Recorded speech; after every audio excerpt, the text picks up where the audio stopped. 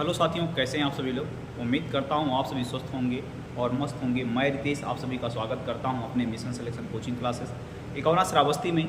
आज हम चर्चा करने वाले हैं एक ऐसे लव स्टोरी पर, एक ऐसे प्रेम कहानी पर जो पूरे देश के लिए सभी को शर्मिंदा करने वाली कहानी बन गई है। एक लड़कों को नहीं बल्कि पूरे बालक समाज के लड़कों को डर पैदा करता है। और यह कांड कोई आज नया नहीं, यह कांड चलता हुआ कई महीनों से, कई सालों से, 2-3-4 सालों से आ रहा हमारे आपके बीच में। जी हाँ, आप लोग समझ चुके होंगे, मैं उसी के बारे पर बात करने वाला हूँ जिसका नाम है केतन विशाल अग्रवाल। इनके पिताजी का नाम विशाल अग्रवाल है। दरअसल अगर हम बात कर लें कि ये एक करोड़पति या खरबपति कह सकते हो, ऐसे परिवार से आते हैं। इस प्रकार से एक करोड़पति या खरबपति परिवार से आते हैं। केतन जो है ये पुणे के रहने वाले हैं। इनकी शादी कुछ साल पहले फिक्स होती है। विदेश में पढ़ाई करते थे। पढ़ाई के दौरान इनके पिताजी का कहना था कि आपका उद्योग इतना बड़ा है तो कृपया करके अपने उद्योग को चलाने का प्रयास करें। केतन आता है और अपने उद्योग में सीईओ का काम करने लगता है और धीरे धीरे अपने पिता का हाथ बटाते बटाते ये आगे की तरफ बढ़ने लगता है। उम्र बीतती जाती है, शादी विवाह का उम्र हो जाता है। इनके पिताजी अपने रिलेटिव्स और संबंधियों को कहते हैं कि मेरा बच्चा बड़ा हो गया है, अब मैं इसका शादी करना चाहता हूँ। कहानी यहीं पे समाप्त नहीं होती है। फिर इनके रिलेटिव्स में एक लड़की निकलती है जिसका नाम सिया अग्रवाल था। सिया से इनकी शादी फिक्स होती है। सिया की उम्र करीब 25 वर्ष थी। और कहानी यहीं इतने पर रुकने वाली नहीं है। एक लड़का है जिसका नाम चेतन अग्रवाल, जो सिया का प्रेमी है। सिया ने अपने माँ बाप से, जाहिर सी बात है कि बात को बताया था, कहा था कि मैं चेतन चौधरी से अपनी शादी करना चाहती हूँ। लेकिन उनके माता पिता ने समाज के डर और समाज के भय, बोले कि समाज मुझे क्या बोलेगा। अजी समाज किसको क्या देखने जाता है। समाज, यदि आप भूखे मरने जाओगे तो समाज आपको देने नहीं आएगा। समाज को ऐसे घड़ी पर समाज को थोड़ा कम देखना चाहिए। यदि आप माँ बाप बच्चों के साथ में हो जाएं तो समाज की मुंह अपने आप बंद हो जाएगा। अगर बच्चों के साथ में उनके माँ बाप खड़े हो जाएं, लड़का हो या लड़की हो, तो समाज बोलने वाला नहीं हो सकता है। समाज के मुख पर एक बढ़िया सा कालिक उठ जाएगा, ताकि समाज उसी का साथ देता है जो बेहतर करता है। गरीबी में ना समाज किसी के साथ में होता है, ना ही उनको एक रोटी देने का काम करता है। बस देगा तो क्या, हंसी और मजाक। जो अच्छे व्यक्ति हैं वो तुम्हारे दुख में भी साथ देंगे और सुख में भी साथ देंगे। तो समाज को उतने ज़्यादा वरीयता ना दें जितना अधिक मात्रा में इस रिश्ते पर देने आते हैं। बहुत सारे लोगों को एक केस और सुनने में मिला था कि बाप ने अपनी लड़की का कत्ल जेल के अंदर ही कर दिया। अब उसके क्या नाम है टॉपिक पर बहुत अधिक मात्रा में आने लगा कि बहुत अच्छा किया, कुछ लोग का पॉजिटिव तो कुछ लोग का निगेटिव। बहुत लोगों ने कहा कि भूखे मरोगे, परिवार तुम्हारा मरेगा, क्या करोगे। तो कहानी यही नहीं खत्म होती है, कहानी और आगे लेकर चलूंगा मैं। क्योंकि जब आपने बच्चे का कत्ल कर दिया, बच्ची का कत्ल कर दिया, जेल चले जाओगे, भूखी कौन मरेगा, आपका परिवार। दर दर भटकेगा आपका परिवार। और वही लोग फायदा उठाएंगे आपके परिवार के साथ, जो आपको भला बुरा कहने वाले थे। वही आपके परिवार का, आपको छुड़ाने के तौर पे, आपसे आपका मदद करने के तौर पे आपके परिवार का इज्जत तक लूट लेंगे। ये चीज़ ध्यान रखिएगा। इसलिए ऐसे गलत कदम उठाने से पहले 100 बार सोचिए और देखिए कि क्या फ्यूचर का परिणाम हो सकता है। आज का आपने सोचा, फ्यूचर का नहीं सोचा। आज के साथ साथ में कल का भी सोचो कि कल क्या हो सकता है। तो ये कहानी वहीं की है। दोनों परिवार रेडी हो जाते हैं और सिया की शादी तय हो जाती है। ये परिवार करोड़पति नहीं बल्कि खरबपति थी। और सिया का वेडिंग एनिवर्सरी सेलिब्रेट करने के लिए, यानी कि प्री वेडिंग एनिवर्सरी सेलिब्रेट करने के लिए पास ही के शहर में जाते हैं, मुंबई जैसे शहर में जाते हैं और वहाँ पर प्री वेडिंग शूट करना चाहते हैं। सिया उनको अचानक ढकेलने का प्रयास करती है, लेकिन कहती है कि यहाँ पर एक सांप आ गया था जिसकी वजह से हमने तुम्हें खींचने या ढकेलने का प्रयास किया कि सांप निकल जाए।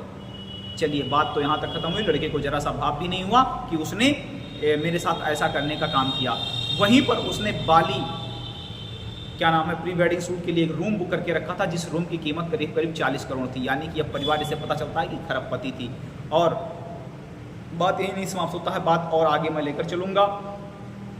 वही कह रहा है कि 40 करोड़ तो रूम के, रेस्टोरेंट के लिए, फैसिलिटी के लिए खर्च कर देता है। तो सोचिए, 2 प्राइवेट जेट बुक होते हैं दोनों की शादी के लिए। 2 प्राइवेट जेट बुक होते हैं दोनों की शादी के लिए कि प्राइवेट जेट से आएंगे, शादी होगी।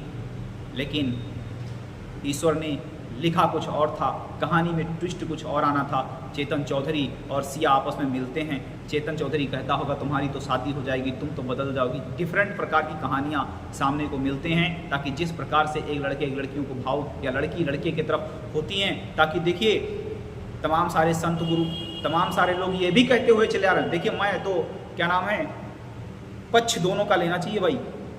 गलतियाँ यहाँ पे सबसे अधिक मात्रा में अगर देखा जाए तो पेरेंट्स की हो सकते हैं, क्योंकि पेरेंट्स बच्चों से ये नहीं पूछते हैं तुम्हारी खुशियाँ कहाँ हैं, तुम्हारी खुशियाँ किस में हैं। एक बार खुशियों को ज़रूर पूछना चाहिए, ताकि अगर माँ बाप अपने बच्चों से इस तरह से सवाल पूछना स्टार्ट कर दें तो शायद ये कारनामा देखने को ना मिले। और तभी ऐसा कदम उठाते हैं बच्चे जो उनको उम्मीद होता है कि हमारे माँ बाप हमारा साथ नहीं देंगे या हमारे साथ में न्याय नहीं मिलेगा, तो कहते हैं ठीक है माँ बाप का खुशी भी रख लेते हैं और अपना काम भी कर लेते हैं। तो उनके दिमाग में गलत विचारधाराएं और गलत चीज़ें आती हैं, तब वो मजबूर होकर के ऐसे कदम को उठाना स्टार्ट करते हैं। फिलहाल के लिए सिया ने एक बहुत गलत किया। अगर प्रेमानंद जी भी कहते हैं प्रेम करो तो शादी विवाह तक लेकर जाओ, लेकिन अगर आपकी शादी विवाह नहीं होती है उस शख्स के साथ में जिसके साथ आप प्रेम करते हो, तो पूरी लाइफ आप कुंवारे बैठे रहो, किसी से शादी मत करो, किसी के साथ में शादी मत करो। जिसे कहते हैं असली प्रेम। तो अगर आपने प्रेम किया ही था तो आपको माँ बाप से लड़ना चाहिए, बताना चाहिए। पार्वती अगर बात कर लें तो स्वयं शिव जी की पत्नी पार्वती जी के पिताजी नहीं माने थे विवाह के लिए, यहाँ तो इंसान हैं तो लड़ो और ऐसा कदम बिल्कुल मत उठाओ किसी की लाइफ। उस लड़के को तुम्हें बता देना चाहिए कि मुझे शादी करने में कोई इंटरेस्ट नहीं है, क्योंकि मेरा एक बॉयफ्रेंड है, मैं उससे शादी करना चाहती हूँ। और दूसरी बात टॉपिक, माँ बाप ऐसे दो घरों को बर्बाद करने का काम करते हैं। कैसे? एक तो उस घर को बर्बाद करेंगे जहाँ पे शादी कर देते हैं, एक उस घर को भी बर्बाद करते हैं जिससे वो शादी करना चाहती थी, तो दो घर को बर्बाद करते हैं। दूसरे अगर यहीं पे हम इस टॉपिक को देखें तो घरों को देखिए, जब शादी हो भी, मान लो बहुत सारे माँ बाप के बच्चे जो हैं दबाव में आकर शादी कर लेते हैं, तो उनका एक्स्ट्रा अफेयर होता है और दोनों की लाइफ अच्छे से चल भी नहीं पाता है। तो एक काम कीजिए, जो बच्चा चाहता है उसकी खुशी के लिए उस चीज़ों को करना चाहिए, ना कि एक्स्ट्रा की चीज़ें। अब होता क्या है कि चेतन चौधरी, सिया और विशाल तीनों घूमने के लिए आते हैं, लेकिन विशाल को नहीं पता था, विशाल अग्रवाल को ये नहीं पता था कि सिया मेरे साथ ऐसा करेगी। उसी टीले पर जाती है और सिया क्या करती है, महाराष्ट्र के उसको वहाँ से धक्के दे देती है और बताती है ये ट्रैकिंग के बड़े शौकीन थे और ट्रैकिंग के दौरान इनका देहांत हो गया।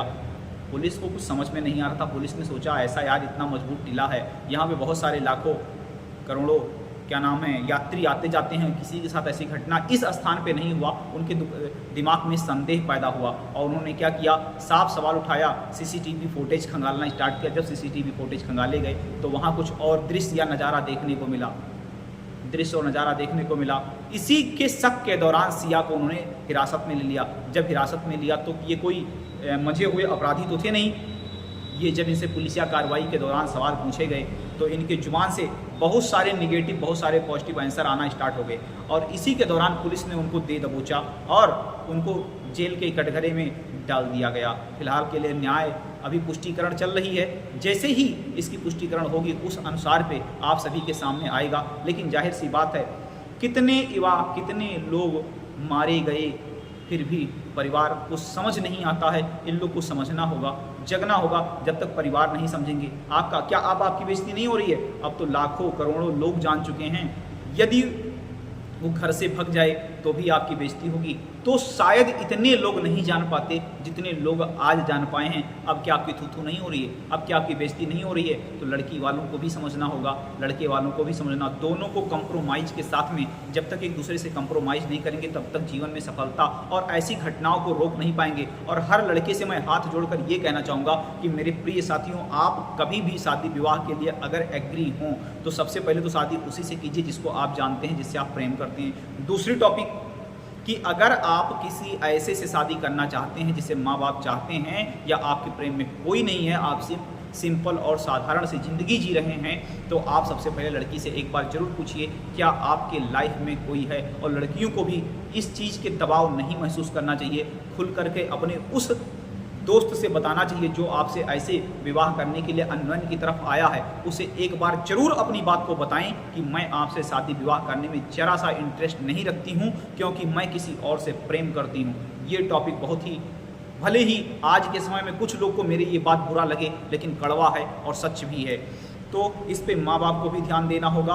तमाम सारे लोग के निगेटिव उत्तर भी आ सकते हैं, तमाम सारे लोग के पॉजिटिव भी, पॉजिटिव तो पॉजिटिव सोचेंगे, और जिनको निगेटिव दृष्टिकोण से सोचना है वो लोग निगेटिव दृष्टिकोण से सोचेंगे। लेकिन माँ बाप को ये बात समझना होगा, जगना होगा, क्योंकि ये 18वीं, 19वीं और 20वीं सदी नहीं, ये 21वीं सदी चल रही है। और यहाँ पे इस तरह से अगर पुराने कारनामे या पुराने ज़िंदगी को आप अपनी खुशियों को बच्चों के ऊपर थोपने का प्रयास करेंगे तो यही कारनामा देखने को मिलेगा। पढ़ाई के दौरान बात कर लिया जाए, पढ़ाई में भी अगर माँ बाप अपनी वजह से बच्चों को ज़बरदस्ती कोई पढ़ाई करवाते हैं, बच्चा लास्ट में सुसाइड ही कर लेता है।